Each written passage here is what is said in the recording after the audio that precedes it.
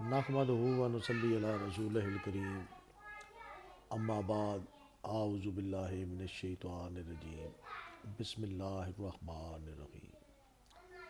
درس حدیث صحیح بخاری شریف، حدیث نمبر 24، جلد اول، کتاب الإیمان۔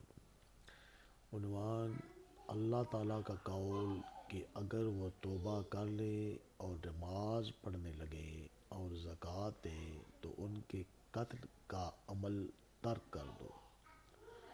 عبداللہ بن محمد مسندی، ابو روح حارمی بن عمارہ، شعبہ واقد بن محمد ابن عمر رضی اللہ تعالیٰ عنہ کہتے ہیں کہ رسول خدا صلی اللہ علیہ وآلہ وسلم نے فرمایا،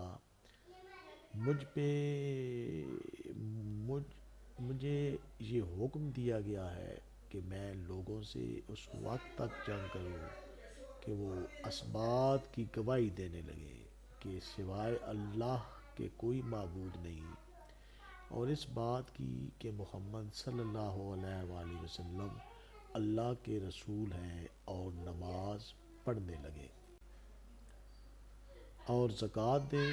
پس جب یہ باتیں کرنے لگیں تو مجھ سے ان کے جان اور مال محفوظ ہو جائیں گے، علاوہ اس سزا کے جو اسلام نے کسی جرم میں ان پر مقرر کر دی ہے۔ اللہ تعالیٰ ہمیں احادیث مبارکہ پر عمل کرنے کی توفیق عطا فرمائے، آمین۔